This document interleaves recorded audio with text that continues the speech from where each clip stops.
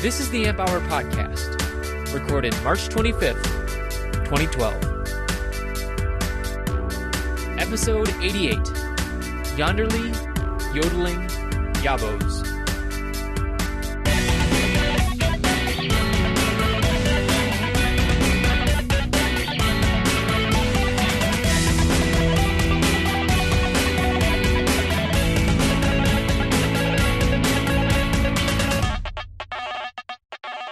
Welcome to the Amp Hour. I'm Dave Jones from the EEV blog. And I'm Chris Gamble of Chris Gamble's Analog Life.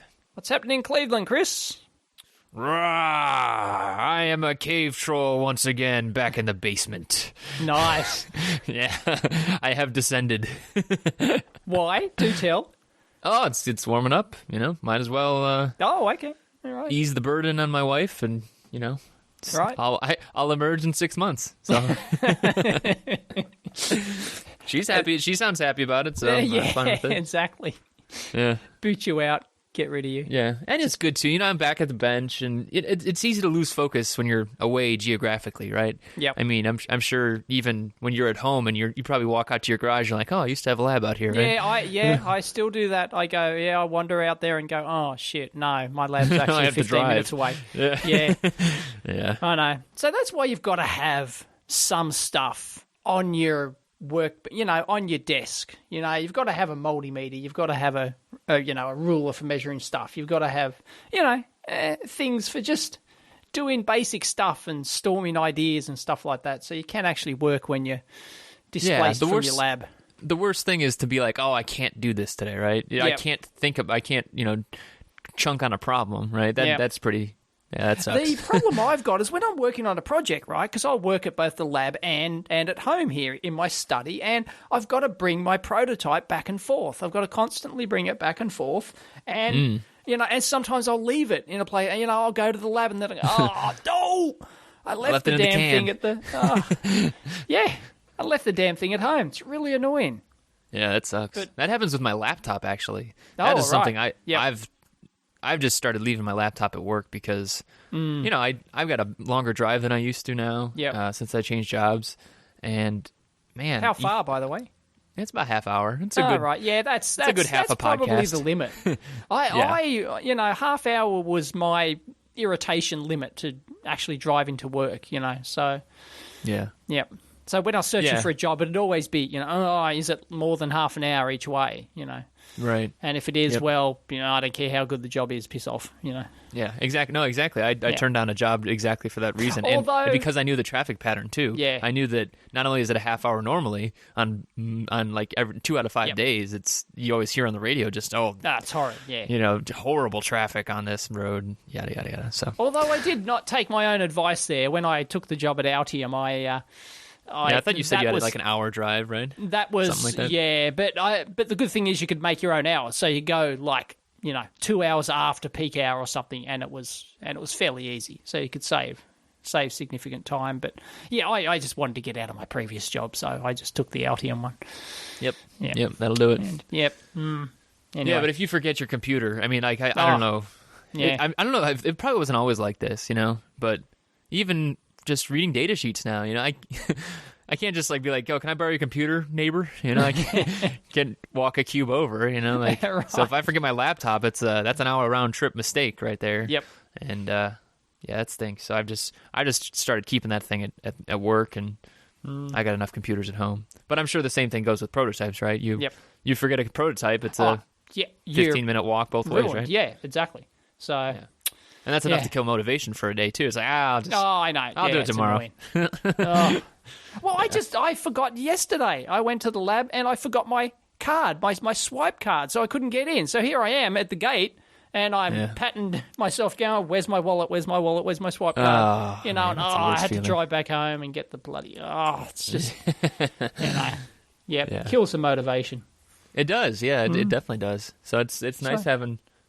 Being back down at the bench is good, How do have other all my people circuits. handle that? How do our listeners handle that? Do you just go, right, well, I don't do anything at home. I do everything at the lab or whatever, or I do everything at home, and I'm even my lab's in my, study at my home. So everything's there, and Just the act of, working, because if I'm working on projects, we've talked about this before, do you use the GitHub approach to store all your project files on? How do you do that? I bring them back on memory stick, sneakernet, as they call it. And, and I go, oh, have I overwrite? Did I, was my last updated version on this machine or the one at the lab? And, Yeah. It's tough.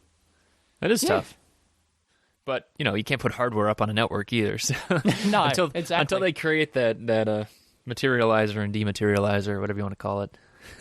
Right. Until the transporter's around, really. Yeah. Beam me up. You're right. Oh, boy. It's too tough. What have we got on today's show? Lots of electronic stuff, I hope. I think so. Well, we That's got some what people shout-outs. ask for. We should...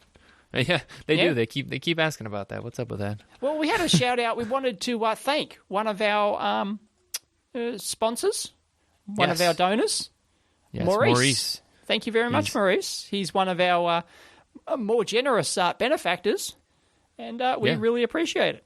We do. A platinum sponsor. A platinum sponsor. And what does he win? A free shout out on the Amp Hour. Yeah. Yay. Yeah. So if other people are interested in donating, we do have a page on our website. But if not, we appreciate listeners all the same. So thanks again, you very Maurice. much. We really do appreciate that. We don't use the money. We only use the money for the server and stuff like that. So if it goes over, it just sits there and accumulates, and we'll use it so we don't siphon it off and go and spend it on beer or something like that. Right. Especially because you don't drink beer, so that helps. Exactly. That helps a lot. Yeah. And you brew your own? I don't. No, I'm not one of them. I thought you were a home brewer. Nope. All I home brew is electronics, Dave. Right. Excellent. Good answer. Yes. All right. Another fun thing on this shout-out list we got is this is a bit of fun. This is a meeting ticker. I don't remember where I saw this, but if you got like Dilbert-like meetings, you can go over to this and you can put in. It's just a real simple script on a website. You put in the number of attendees. You put in how much you think everybody makes on average. So if it's like $100 an hour, I know that a lot of engineering firms bill anywhere from $100 to $150 an hour in terms of like when they're keeping track of accounting. Minimum. Yep. Yeah, right. And then you say when the meeting starts. Yep. Then you hit go. So we got 150 an hour. We got 2 people in this meeting with me and Dave. And then where'd it go? We hit go, and it says the meeting has cost, and it just goes up like a gas station basically. And there's a big button, stop the bleeding. Yep, that's great. So if you've got a meeting that usually runs long, this could be a really good, useful tool for you. Put it up on. We're just hemorrhaging cash. That's my favorite term at a company. Yeah. We're hemorrhaging cash. Yep. Just spending it like a drunken sailor. Oh boy, it's good stuff. That's a lot of fun. Yep. No. Somebody actually did that as a physical project. Like they had wasn't it available for sale somewhere, perhaps on one of those gadget websites? You could buy like a Think meeting. Geek or something like that. Yeah, I don't know. Something. But yeah, you could buy it, I'll have to look for that. Yeah. So it had the meeting time, the meeting cost clock or something. Yeah. Like that. How much it's costing you.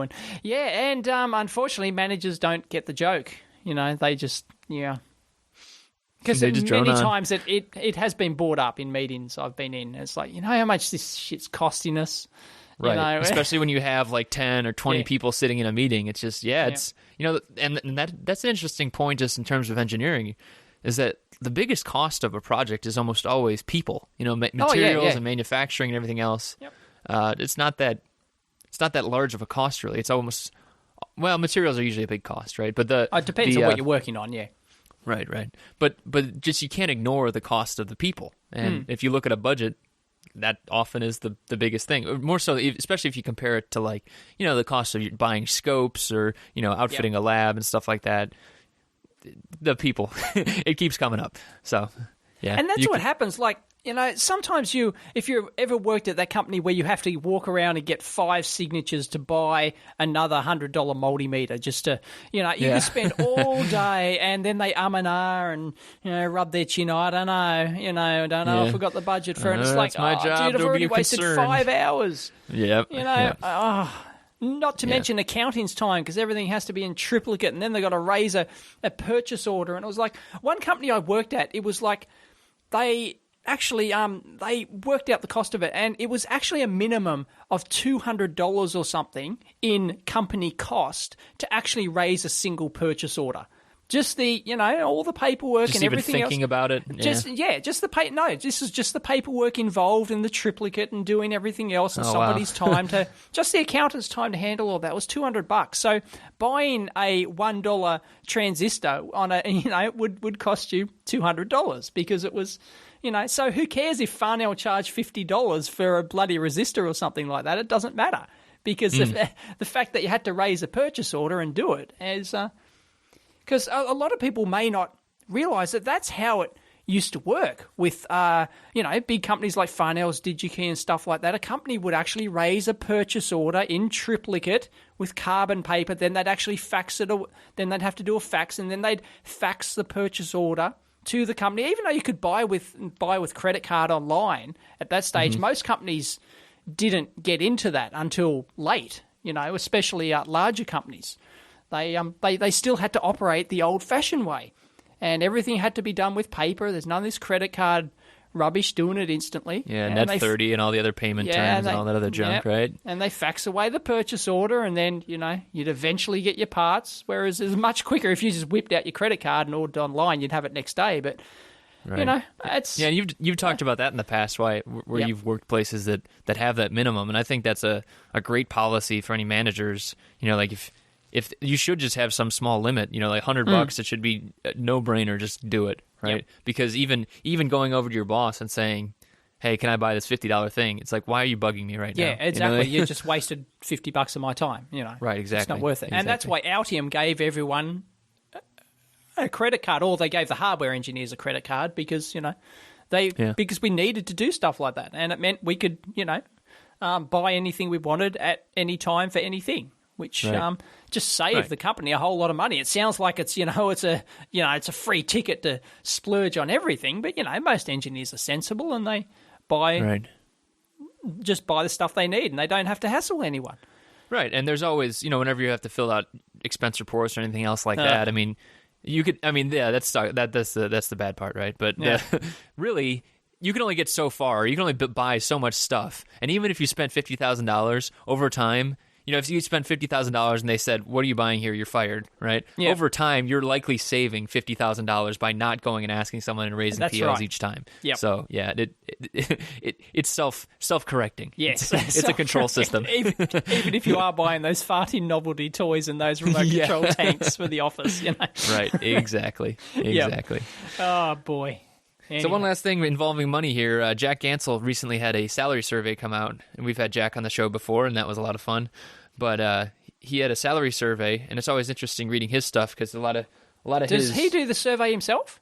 He does it with just like an online survey tool. Oh, so right. Okay. It's lower numbers, but it's based on his audience, is it?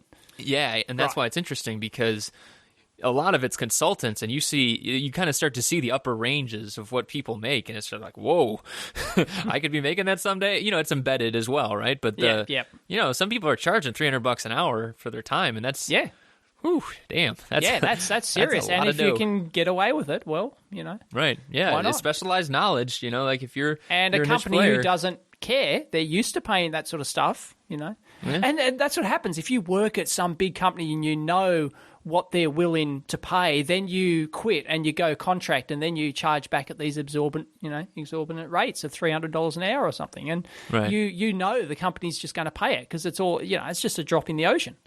Yeah. So and the interesting thing about that too is that a lot of times, even if you're getting paid that much, they'll just lap it up because you're off the books basically then. Like there's this weird, I always talk about the MBA playbook and it's I think it's part of like lean everything, everything's lean these days. Yeah. And I think that's part of it where you just offload all the risk and all the inventory in terms of people's time here, obviously. But for some reason, because this consultant isn't part of the organization, there's some reason that's okay versus hiring someone on. And because you can easily, it's more liquid in terms of people's hours, you can easily let a consultant go, even though you probably won't. For some reason, that's agreeable to upper management. So, yeah, if you got it, work it, man.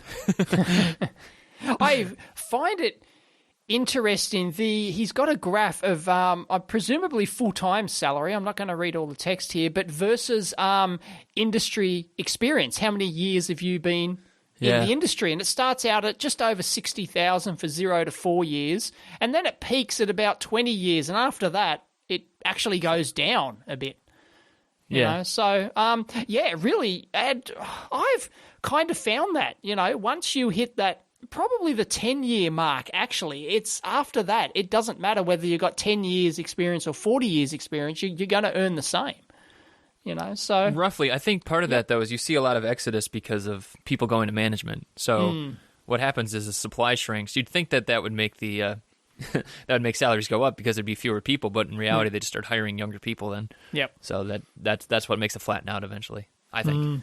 So, I've written about that kind of stuff before. Like expectations of salaries and stuff like that. Yeah. And I can link that article in if people are interested in it. But it's he's got an Australian New Zealand one. That's not far off the mark. I'd say it's probably on the low side, actually. They're like 0 to 4 years is under 60,000. In fact, in 2012, it's dropped to like 37,000 or something. What? Wow. Well, it was a up near small 60 sample in size 2006, 2009. Yeah, he's, how many? I think that's what really plays into this. For Australia? Right. So, I think that really plays into it. But it's still an interesting thing to look at. And as we said when Jack was on the show, Jack has a great newsletter for any, especially for young players. Like that.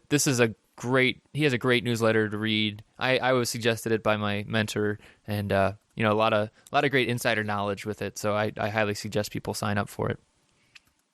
Right. Yep. I agree. All right. What else we got other than the We've got some shout-outs? News. Where is this Sony power thing? Oh, the thing that Marjorie was talking about? Yep. Yeah. So Marjorie Connor on EDN. This is kind of a remote rant. This is it's a news/rant. Sony have come out with this. Well, you tell it. So basically, Sony has this new idea. Oh my gosh, we're going to solve the energy crisis. We're going to solve distributing power to devices and the public and such. And basically what they're saying is... make money at the same time, folks.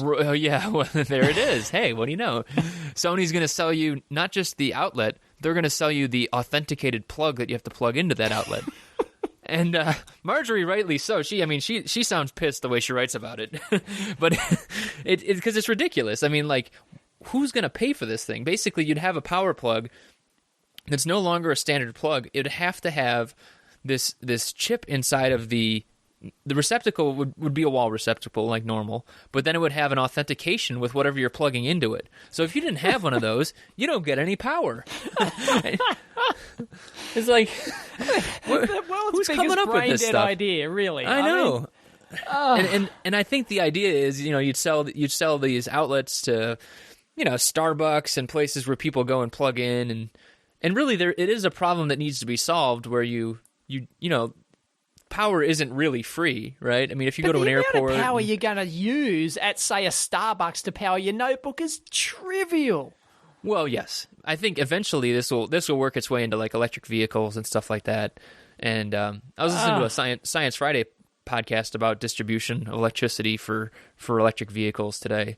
And, they didn't really talk about they talk about charging stations and everything like that, but they didn't really talk about, if you're going to have to pay for it when you go to work or if you're just charging on the street. But that is going to be a big part of it, I think, eventually. And so this might actually have some kind of validity when you're charging amps, lots and lots of amps. Oh, huge amounts, yeah, exactly. Right. But apart from that, for a regular PowerPoint, it's just ridiculous. Right, because they said like the capacity of a car is like 31 kilowatt hours. They said I think for one of the cars, maybe the Leaf or the Volt, but a battery on a laptop is what, like amp hours? Like maybe 10 amp hours, something like that. 10 watt hours or something. Yeah, it's not much. Oh yeah, watt hours, right? Duh. Watt hours is the capacity of the battery. Yeah. Right. Yeah. Yeah. So. And what about the reliability of shit like this? You're there. What happens in 5-10 years down the track? How reliable does this electronics has to be? You just want power, right? Right. It's just ridiculous. Is the thing still going to work in 20 years' time? Like a regular PowerPoint? I doubt it. Well, if you buy a big supply of these these plugs that talk back and forth, right? I mean, and it's like that. That's the other thing. I think it's just like, look what we can do with RFID. You know, like, ooh, it's so cool. Yeah, it's cool, but it's bloody. The wastage is massive. Yeah. The amount of electronics you have to produce just to handle the distribution of power is ridiculous. Back in my day, we did that with 2 wires. Oh, yeah, exactly. A switch. Yeah, we're saving the planet by introducing all this advanced technology that needs $1 billion fab plants and, No, we're saving Sony from their rapidly declining margins, really. Right. Oh, boy. Yeah. Oh, it's just got brain dead written all over it. Fail. Yeah. Yep. Oh, boy. But it's great, I can just picture how brilliant this thing is at the Sony product design meeting, they'll just go in apeshit over this idea. Right. With 20 people sitting in the meeting, 18 of whom are got their little counters running, seeing how much money is being wasted. Oh, boy. Yep. Oh, that is so bad. Anyway, fail. Move on. All right. How about a little bit more fun here? We had a suggestion a while back, and this is an old piece of equipment or an old piece of video, but I thought it was fun, and I know you would think it's fun. Did you see that someone turned a quadcopter into a Back to the Future DeLorean? I want one. That's so great. End of story.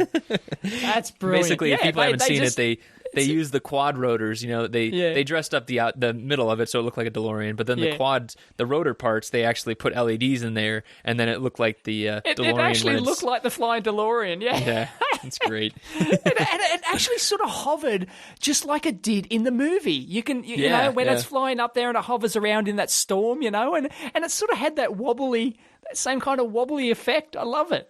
Yeah, it was awesome. Great stuff. Brilliant. Ah, boy.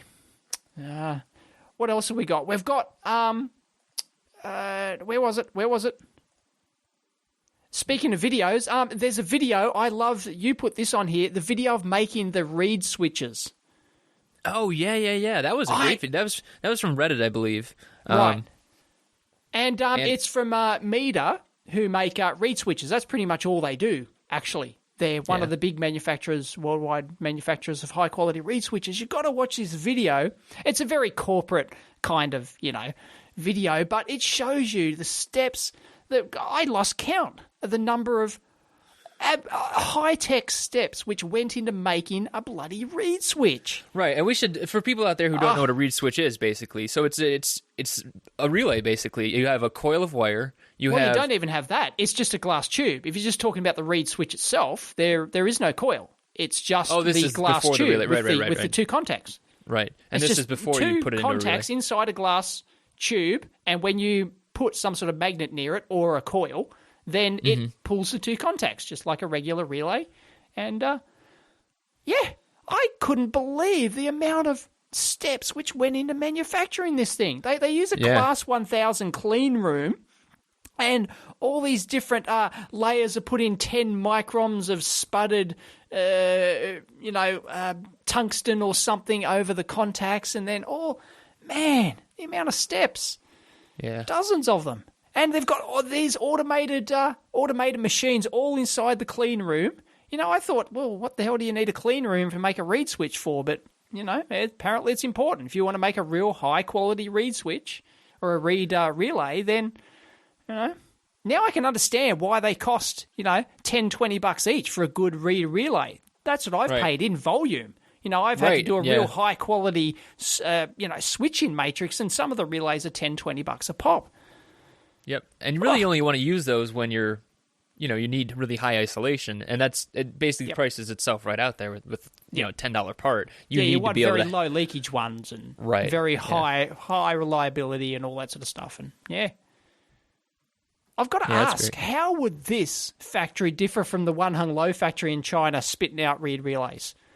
That probably shows up in your, if you do a test on the actual isolation of it, so it'd probably be a difference in impedance, right? You can see teraohms of impedance on a good reed relay, right? But if you have some kind of leakage inside that tube because of dirt or whatever's in there, contamination in the you're just going to see see a lot of leakage through the tube as opposed to on the board or anything else. At those kind of resistances, you start to really see. You see problems everywhere, right? You see leakage across your PCB material, across your board. So you've got to actually cut slots into your PCB. I've had to cut slots between all my relays to actually get the leakage down, because then it's got to go right around the slot. It can't just travel over the surface if you get dirt or moisture on the surface of your board or something like that. So, right. And moisture, incidentally, can get trapped under the relay. So if you're using your board, you're designing a switch in, some board which uses very high leakage, very low leakage read relays, and the humidity changes, you're using in some environment, in some tropical region, and it's changing all the time, then you can get moisture trapped under your relay, and that can ruin your entire product, Yeah. So you've got to take that sort of stuff into account when you're laying out your board. You've got to think about that sort of stuff. Can moisture get trapped? Right, I'm going to put a big slot. Whoosh. Try it now, you bastard. Yeah, and sometimes even that doesn't matter, because you'll see during processing, even if you do have a slot and it's designed all right, sometimes the processing itself will deposit that kind of dirt or moisture underneath a relay. Yep. So you have to watch out in the actual manufacturing process. And after X amount of actuations, the material can start rubbing off and floating around inside, and things like that. So it's very important to get a high quality read relay if you really care about the reliability of something. Yep. So anyway, watch the video. You'll be absolutely amazed at the amount of manufacturing technology goes into a humble glass tube with 2 contacts in it. And it's filled with nitrogen, and it's all laser cut. They've got all these custom laser machines which cut and seal everything, and it's just incredible. Yep. Another basic component, transformers. There was actually a great article on EDN this week about using a power transformer. I'm not sure it wasn't like a normal writer. I think it was like a submitted article. Ghostwriter? Maybe ghostwriter. Probably just an engineer who wanted to talk about transformers. Right. But a really interesting article, because he talks about actually using a 60 hertz transformer or a 50 hertz transformer at different frequencies, and then the derating you can do in order to use it at different frequencies and voltages and stuff like that. And basically, though, it becomes this article was just a really great basics of transformer theory, and that alone is what did it for me. I mean, this is a good refresher course on how transformers work and how you can design them, and a lot of the equations behind it. So if I don't know about you, but my transformer knowledge came much later in my career. Yes, I've done it as required, pretty much. Right, I have to. I've got to do a custom transformer for a switch mode power supply. Oh shit, I better go. I better go learn how it all works again. Yeah, and that's yep. And if you're not doing it you often, don't remember. Right. It's seriously, some if people you remember all your transformer theory and all the man, you're just weird. Well, or you're probably doing a lot, really. Or That's you're probably doing the a real lot. thing. Yeah, exactly. Right. You typically only tend to remember the stuff that you do reasonably often, or you have an interest in. Yeah. And I find with like transformers, I remember like the turns ratio stuff, right? Like just the basics. So I can do very quick, simple stuff. Yeah. Yeah. Quick that'll calculations. come back. That'll pop back in your memory after 20 years, maybe. But right. Yeah. Right. But yeah, it's I don't think a lot of people are doing custom transformers these days because there's so many off the shelf available. But I don't know. In DC to DC design, it's still very common to sort of do your own custom flyback transformer or something like that. If you're doing a flyback, there's so many off the shelf. I mean, I'm actually working on something like that now. Oh, there's not there is, but they're quite expensive. If you get them from the regular manufacturers, and usually if you're doing a DC to DC converter, you want to keep the costs down probably, and I don't know, man. It depends I've on what you're shooting great for. off the shelf stuff. And the thing is, like, it's so I'm looking at such low profile ones that it's you kind of have to go off the shelf, because getting something that small and custom is pricey. So I don't know why. It depends how much time you got and how many spins you want to do too. Well, that's the main thing, right? But I think the I think off the shelf is the way to go always. I mean, 80% of the time you should be trying to go off the shelf. Oh, so. yes, you could. Yeah, but it's still in understanding it and still in trying to actually do the design and work through the equations of a flyback design.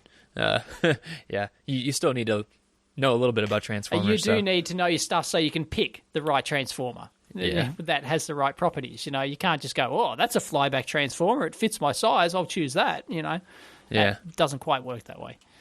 So there was actually it'll generally work, but your efficiency, you'll be sitting there scratching your head, wondering why your efficiency is 60% at 1 amp instead of the 90% you wanted. I mean, it's because you've got to target a lot of this design. If you're designing a flyback transformer, you've got to target a specific output voltage and specific output current, or an output power. So, it's optimized around that particular output power. And if you don't do that, if you don't do the calculations and you pick some generic thing, then your efficiency is going to be shithouse. So, got to be careful. It's really hard, though, when you're trying to design something wideband. Like if you're designing a switch mode that needs to power anything from 1 milliwatt through to 10 watts, it's really hard to get good efficiency over the whole range. And that's a big trap too, because the top line marketing spec is always, oh, we're 95% efficient. Yeah, and it's like, but then they should always have to put in parentheses underneath, if it's perfect. At one output current. And they typically show you the actual graph. They'll show you the efficiency graph versus output current, and it's going to peak at one current. And that's... but you still got to... it's... I don't think they don't always put the graph at the top. Sometimes you got to dig for it. No, it's buried away. Yeah. So, exactly. Marketing. Yep. Isn't that fun? Well, speaking of power supplies, you got some power supply stuff ongoing, right? I mean, you're deep in your own design cycle right now. I have. I've got 2 designs that I'm working on. One is the legacy design. One is the battery-powered power supply, which you've seen. Another one is, another one, which I haven't talked about yet, and which I might get into eventually. But I'm working on 2. The new one I'm doing in the new CAD tool. I've chosen Dip Trace, so I'm trying to use Dip Trace for the first time, and it's working pretty well for me. So I thought I'd try an alternative commercial package, and seems to be... I think you should have full disclosure here, too. Why are you really using it, Dave? Because it's a commercial package. But no, they gave you a license. I am in their reseller program. If you buy it, you can do it through my website and I get a commission. Okay. There we go. Full disclosure. Yep. Full disclosure. There you go. But I'm not, I just meant because you got a license from it, so that's what I thought it was. Well, I got a free license. Hey, it's the only other commercial package that I've got a license to, so makes sense for me to use it. If someone else wants to give me a license, I'll happily try their package out too, The open source community would love to give you a free open source license for KiCad. One free open source license, please, to KiCad. No, I fully promote KiCad because it's open source. I just want to. In fact, I'm probably going to end up using 2 packages. I'm going to support KiCad because it's open source, and I'm going to use and support an alternative commercial package to Altium as well. So, there's room for both, because everyone always asks me, which PCB package do I recommend? And, I don't just want to recommend KiCad to everyone. That's just, it's just not realistic. So people ask me, well, what commercial package do you recommend? I don't want to use an open source one for whatever reason. Fine. So, I want to be able to recommend something other than Altium. Yeah. You said that there's no libraries, though, in this new one? No, this new one has a shitload of libraries, but I can't get any of the parts. That's right, I put this on last week on the list. Murphy's Law, every time, it is the age-old problem with CAD, no matter how big your component library is. I think DipTrace say they've got like 100,000 parts or something. I don't know, it's a lot. It's very extensive. You look through and, they got hundreds of TI parts or something. Do they have the one you actually want? No. Oh, no, definitely not. Why would they? Of course not. Murphy gets, and I did that for like 5 different manufacturers. I got, right, I've got a TI DC to DC converter. You look through the list and you're starting to salivate because you see all these TI DC to DC converters, and you get through and, they don't have the one you want. Yeah, it's heartbreaking. Yeah, that's the worst is you scroll down. I've done that before where you're like scrolling down, you're like, all right, 456, 457, 450. Oh, I know. Why? What? I know. Yeah, sometimes you got to watch out for that though, because sometimes you'll have you'll have compatible packages. So 456 might be the same pinout as 458, even though it's a different whatever. So yeah, I tried to. Once again, I thought I was being very smart. I even went. I knew that there was a National Instruments pin compatible and schematic compatible one to the sneaky. part I wanted. So I went, I'll go check out if they've got the national one, because then I can just place that in there and I get my footprint and I get my schematic, and all I've got to do is just rename it. That's it. Bang. But do they have the national one? No. They have everything but. You know, and it doesn't. This isn't peculiar to Dip Trace or any. It's the same for every CAD package I've used. It's just can't win. It's not even possible. So anyway. So, yeah, I've started to use it. It seems really good and easy to use, but I haven't, gotten to the point where I'll actually recommend it fully yet, because it might suck when I get through the whole process. So, I don't know. I'm always reserving my judgment. Yep. Yep. So how's that affecting your board? I mean, you're just doing the layout right now for the boards and such? I'm still at the schematic stage, so I haven't tried using the board layout side of it yet. Still. Okay. Yep, getting those parts on the schematic. So, I could find that the PCB layout side of things could suck completely. So, yep. Yeah. Well, speaking of CAD and packaging and stuff, part layouts and stuff, I've been talking to a couple guys, one being Stuart Allen and another being CJ Gervasi, and I think we mentioned those guys on here before, but we've been talking about like what kind of... Because we had been talking about KiCad on the show before, and there's really not a lot of, even like the KiCadLibraries.org, it seems like it's kind of minimal. We're actually talking about maybe doing a GitHub way of, putting a part library on there, or even individual parts, and then having people be able to put something up there, and then you can actually do modifications and forks and stuff like that, because that seems like a pretty good use of that kind of software. CJ actually started a new site. I forget where it is on here, but he started a new site called PCB Exchange, and that's something different where it's actually just uploaded directly to the site.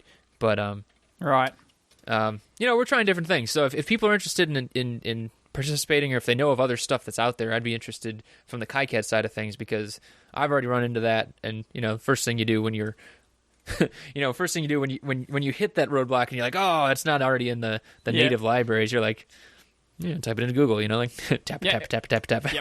Has somebody already done it, Right, and I haven't found it yet, but that doesn't mean my Google foo is strong. So, so we might be doing a KiCad a GitHub account. So, and I can. There's lots of logistics involved in how that actually works. How it will actually work in practice with people integrating their parts. Say you've got a library of Atmel parts. How do you put that one in the existing Atmel library and stuff like that? And or should you have your own personal library? Here's Dave's EEV blog library, and with a bunch of random parts in it.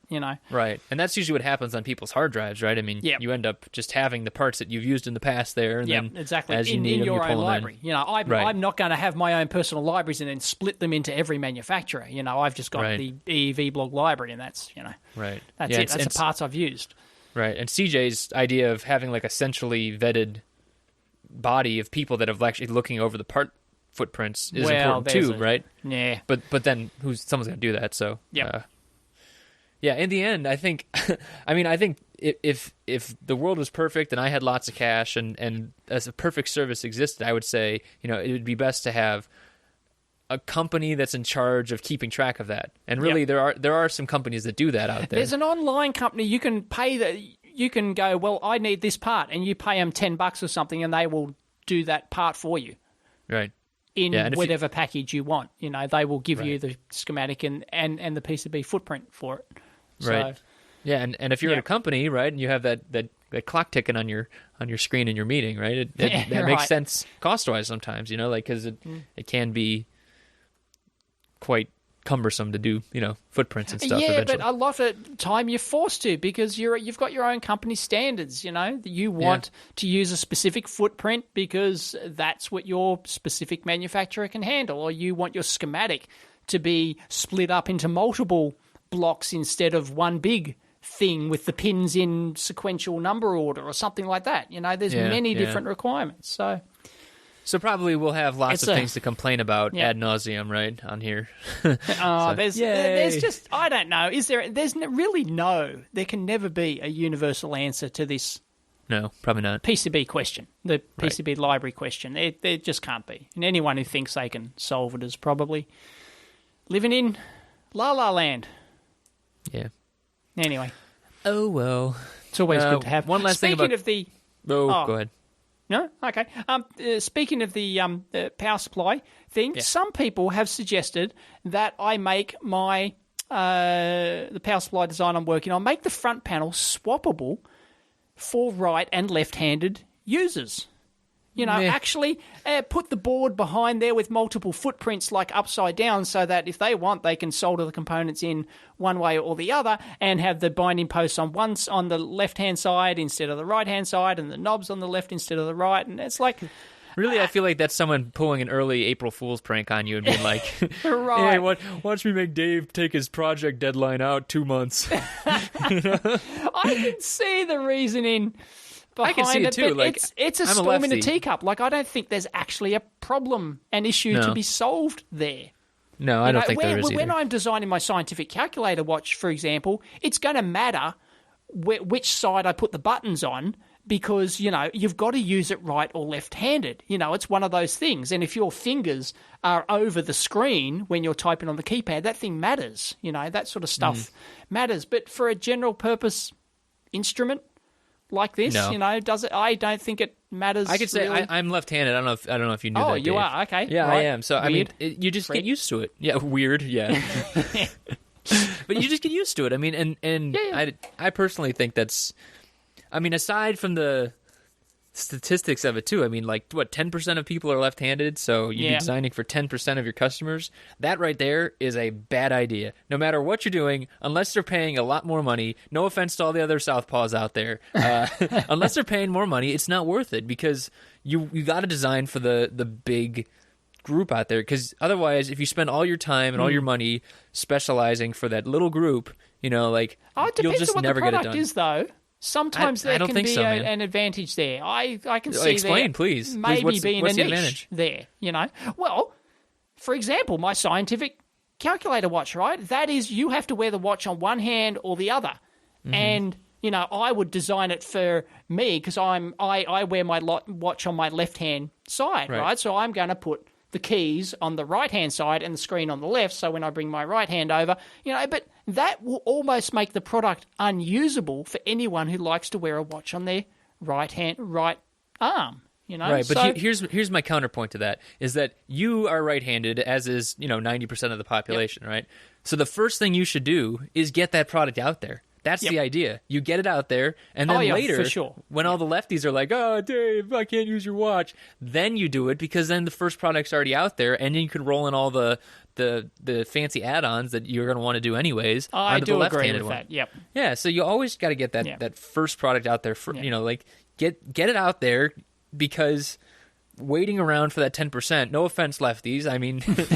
I'm not buying Dave's watch either. And you might want to put some thought into it. How can you better improve the design to make it left, right-hand neutral, perhaps? That's another aspect. Why not put the screen above? That might be worth putting a couple of days of design effort in, Right, and that's more philosophical, though, right? Everybody has limited information when they start out with the design. Yeah. But you do the best you can, but eventually you got to push something out there. And when I think it's always better to push fast same here. and fail, unless it's some big. There's examples where you don't want to do that, right? If you're doing a huge consumer product where you get one introduction, you have to be fast and awesome, right? Yep. That's right. Yeah. But most of the time you're not going to be able to. So I think as long as it doesn't hinder you later, then go ahead for it. You know, like I don't know. I totally agree. So the answer is sorry, no, neat idea, but no, I don't think I'm going to go to the extra effort to make it all swappable. You know, Right. and Mike from Mike's Electric Stuff had the idea of that. Of course, you would actually silk screen both sides of the board so that when you flip it left, right, you flip the panel over, and you'd have the silk screen. You know, and it's novel, right? It's a neat, elegant engineering solution. Yeah, Is it warranted? Well, I've think done so, a design you know? with a mechanical design where I tried to make everything symmetrical, and my engineering, like the engineering center of my brain was just like, yes, this is awesome. You are doing so great. Look at the symmetry. Oh. And the thing is, though, eventually, you know, it started out real basic and it started out symmetrical. But eventually you drill down and then you do something, and then it's like, that is the point where it all falls apart. And you could spend a lot of time, you know, then making that stuff symmetrical. But there's, like, I think it was like, you know, like an LED had to then also be on both sides of the board or something like that. And at a certain point, it's just like, well, you know, unless you're really dedicated to the symmetry, it's tough. And with circuit boards, you'd almost have to route signals symmetrically and yikes. So I know. It's not optimal. It's, you know, like the engineering part of my brain's like, Chris, what are you saying? but I don't know. But engineering is the art of compromise. Often that's very correct. Yeah, you know. Yeah. Yep. That's a fun thought project. It is a fun thought process to think about. I enjoy thinking about the design aspects of doing something like that, but whether or not I'd implement it is a different thing entirely. Right. So Yep. Sorry. And there's one more thing on the power supply, if I may. AM Spire, Richard from the forum, that's his AM Spire's his handle. He's actually taken my PSU design and he's trying to redo it with all discrete components. You'll love this, Chris. Lots of analog shit involved. And he's going through all the simulations, all the designs, and he's doing it for BJTs and MOSFETs, and he's trying to get it stable across all the loads. And it's really interesting to follow. Yeah. So it'll show you actually how hard it is to make something simple like a power supply. You think, okay, I'm just going to do a single transistor power supply, pretty simple, you know, a follower, but no, to make it stable across all loads there's a lot of art in that. So please follow along, Rich, with Richard's design quest there. It's very interesting. Yeah, that is interesting. That's a lot of the stuff I used to do. A lot of that analog control loop stuff, and man, control loop stability and things like that. Yeah. There's and some, it's not easy.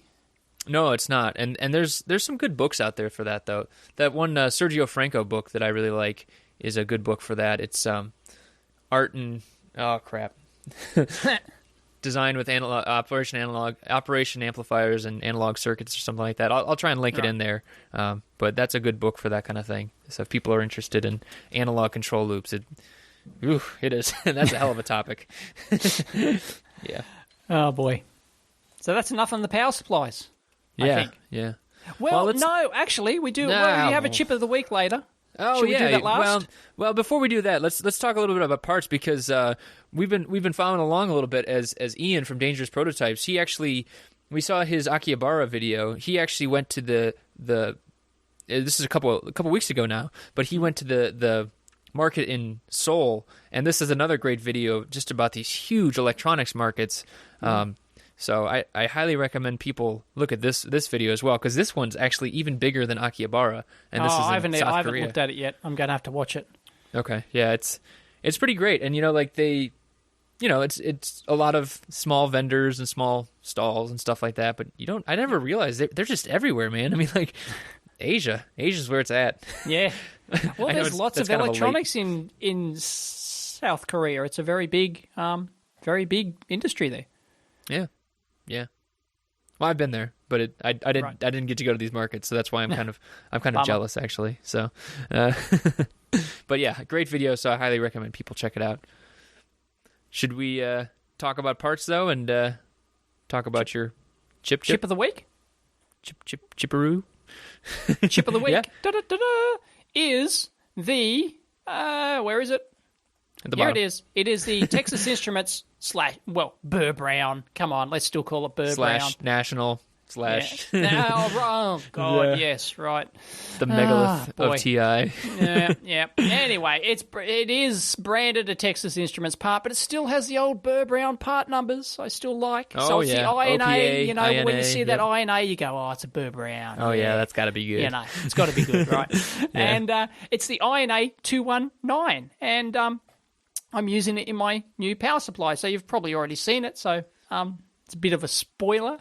But it's really neat. It is a zero-drift, bidirectional current power monitor with I2C interface. That's the full title of it. And it's basically, nice. it's a little SOT8, SO8 package device. You can even get it in a SOT23 8. Is that going too far? 8 pins on a SOT23, 6 is enough. 8 on a Right. SOT23 is a tiny little blob of nothing, you know. I can get smaller. SC70 is smaller. Yeah, I know. SC78 would be like, pain in the ass. Yeah. Anyway, use the SO8 package. It's nicer. And it basically, what it is it's got a built-in programmable gain amplifier, or it's actually attenuator, but I might get into that. It's got a built-in 12-bit analog to digital converter, and it can monitor. It's basically designed for use with an external current shunt, and a high-side current shunt, and it can measure the power that your product is drawing. So it can measure the voltage and the current, because it's got an input switch, so it can measure the input voltage and, via the current sense resistor, the input current. And then it's got a power register built in. It calculates the power based on a factor you put in. You can program in the shunt register values, and it will actually output via the I2C interface. It'll output the power your product's using, or the voltage or the current, and you can measure it. And it's cheap. It's like it's like $1 or something like that. Yeah. And considering it's got a 12-bit ADC in it, and the programmable gain amp for $1 is, it's pretty good. And it's got a low offset voltage. That is pretty good. Yeah. And it's it's got like 10 microvolts offset voltage, typical. Max of 40, and it's really neat. I tweeted about this the other day, but I have like designer guilt when I use these kind of parts. I don't know about you, but I'm like, I should be doing this in transistors, and I should be designing. You think you're selling out to the. I should. Well, I do. I mean, I feel like you could throw down like 3 of these and monitor. You can monitor the power of your house on. And talk back to a simple micro, right? And I'm thinking, I should do this in analog. But man, sometimes it's just so easy and neat, and it's it's all on TI. If they mess it up, you get to yell at them, and it's like right. I don't. Yeah, but I do it anyways. I mean, I'm using parts like this, and that's engineering. I mean, you use what's available. There's a reason there's 200,000 parts on DigiKey, because that's how you do advanced. No one would be able to do advanced modern systems and designs without using these devices. Right, and we should bring that up too. It'd be 5 years. Exactly, we should bring that up because there was feedback on that survey we did and said, you guys are always talking about system engineering and you should talk about chip engineering. And it's like, well, okay, but this is, first off, the system engineering is the stuff Dave and I know, but it's like, what are you gonna do? It's tough. You've only got 6 months to design the product or something, or even I've got a week to do this module. Shit. Right. Well, you're not gonna roll your own, are you? Right. Of course or not. Even you got to cost, look for the chip that does the job. Even cost. If you buy 10 transistors, you might get up to that same dollar price, right? Or an I2C interface. And might you have need to a voltage down. reference for your ADC because it's like.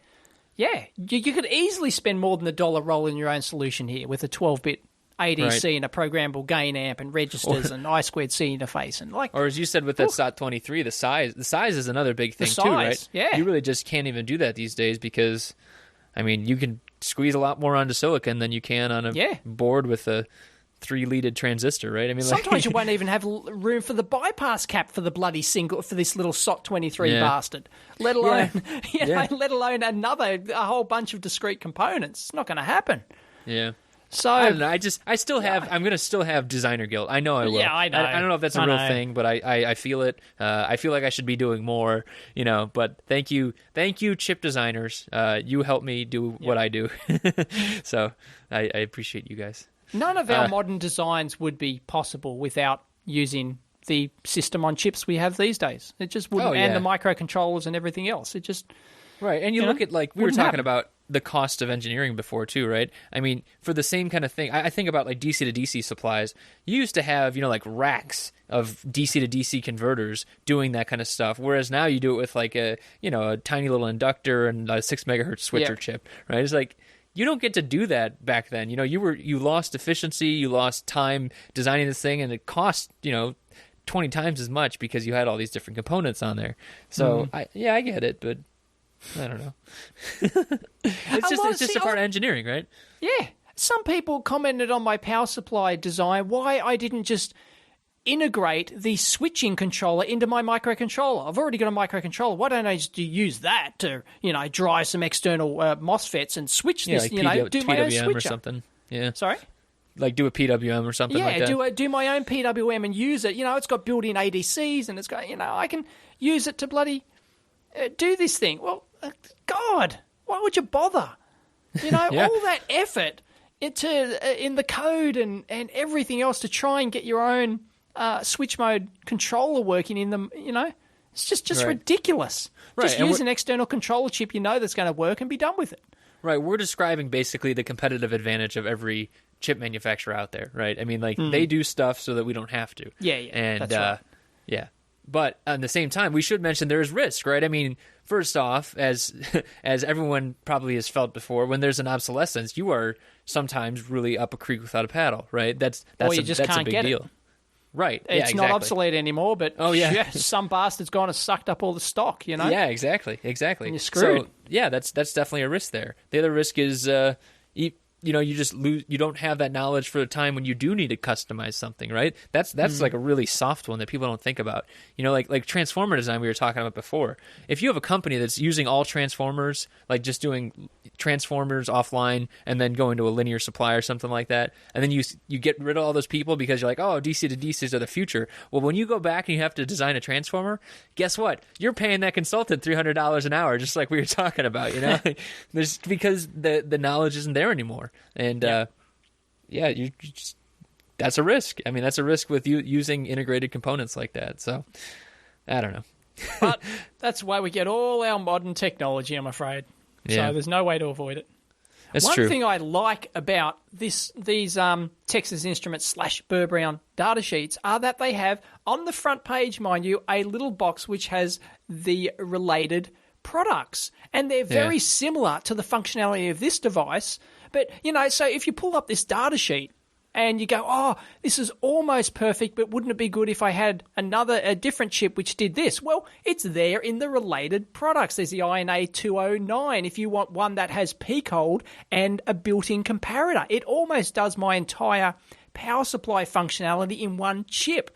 There it is, the INA 209. You jump to that one and it's got some extra stuff built in. Works exactly the same as this one, but it's got a couple of extra features, and then there's a whole bunch of they name a bunch of other ones that if you want it in a smaller package, Yeah, and as I said before the show, this is kind of like the Wikipedia way of browsing parts, which is really nice, right? I mean, you're not going to make any huge jumps, but you're going to make these incremental jumps among similar topics, really. Yep. So I really like it too, and the fact that it's actually hyperlinked in the PDF. It's hyperlinked in the PDF. Yeah, I know that's not much to expect from a chip company, but I am thoroughly impressed because I've seen much worse. Yeah, exactly. Yeah, and it's a good way to design because often you might miss chips doing the parametric search thing, either on DigiKey or on the manufacturer's website. You can easily miss parts. Yeah, doing the parametric searches. I was complaining about parametric searches earlier this week because it doesn't seem optimal. I mean, I know optimally you talk to someone who just can snap to and say, "Oh no, you need this part," right? Yeah, because they've used it before. Yeah, right, exactly. But it's just not. It's not. I hate parametric searching. I really do. I love it sometimes. Sometimes it's incredibly powerful because you can find, there's 30 chips which do what I want. Freaking brilliant, Yeah, I guess so. And then you have choice. Choice is good sometimes. Choice is good sometimes, but the problem is, your situation is when you know exactly what you want, right? My situation was I wasn't really sure what I needed, and I need like a really general basis, right? And that's when it is good to talk to like apps engineers and stuff like that, but like I was like, oh, I need to do DC to DC switching, and I think I need to do it isolated, and I think, there's all like these soft requirements, and I'm like, yeah, where do I really go for that? And because if you just drill down into a parametric search, it's like, oh, well, you're looking for this part, right? And it's like, well, I don't know if I'm looking for that part, so it kind of stinks. Some people suggested the Adafruit, because Adafruit keeps a Wikipedia type or wiki page of parts that they like, and that is a good kind of resource. I like that because then it's like, oh, power, okay, so then you have you kind of drill down, but it's still very generic, and but then you have a list of parts. That's a very potluck thing, going to somebody's, it's like you're using somebody's CAD component library. The odds of the device you want being there are pretty darn small. That's true, and but it's something, right? And the people that were suggesting it to me were well intentioned, probably assuming that I was doing it for hobbyist stuff, but I was really talking about for stuff at work, right? So I was very specialized. So in the end, my solution was go talk to a vendor, and see what they've got, and so that made the vendors feel good because they feel like they're still needed these days. But we'll see. It's just that's the best I could come up with so far. So. As long as I'm buying a lot of parts, they'll keep talking to me. Our amp hour's almost up. Do we have any dregs? The dregs of the amp hour, eh? Ooh. Dregs, the entrails. Well, since we talked about Transformers earlier, there was a really cool video on Reddit, actually, about Transformers, but not just your run-of-the-mill, 120 down to 5 kind of Transformer turns, or 120 down to 12 or something like that. This was the other direction. This is going 120 up to 10,000 and actually... disassembling that's microwave. Called wiring it up backwards, isn't it? Well, yeah, it is wiring it up backwards, but this is actually harvesting microwave transformers in order to get that high voltage transformer. And so this is a really cool how-to video on how to heat it up and pull it apart, and because there's these really how to kill yourself, yeah. Well, they say not to do that, so I think that's right. What they say, not to do what they say, or not to kill yourself. They say don't kill yourself. They're right. Okay. Yeah, and we should state that here too. If you're playing with Transformers on the back of a microwave, you can kill yourself. So really, Transformers in general, they're not current limited. Even if you have a fuse in there, enough current could slip through to really mess you up. So be careful. But really cool way of if you're doing like a high voltage project. Like a Tesla coil, or we saw that one video where the guy was doing a high voltage wire in front of a blackboard to hold a piece of paper by electrostatic force. Yep. That was a fun one too. So if you need high voltage, if you know what you're doing, this is a great video. So I like that one. Cool. I'm not really into that sort of stuff. I dying? like looking at it, but I'm not. I like looking at Tesla. Videos and what people have produced and stuff like that, but I'm not really into that sort of thing. Don't know about you.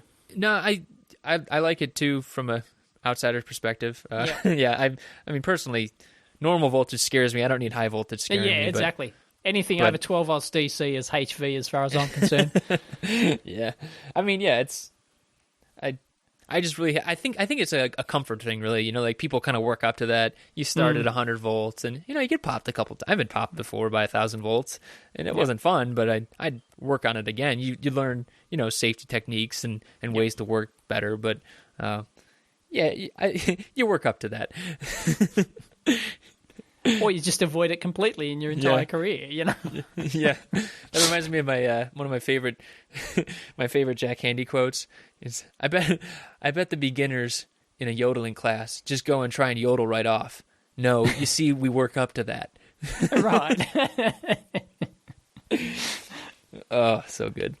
All right, well, people can find us on Twitter, on G+, on Facebook, on Is anyone email. Using G+? I don't think so. Did it fizzle out? It's they're trying to work on it, but they hired Kevin Rose, the guy that started Dig at Google, to work on it. So we'll see if that does anything. But you can find us all those places. You can find us on email at theamphour@gmail.com. And I guess I'll talk to you next week, huh, Dave? Absolutely. All right, see you then. Bye.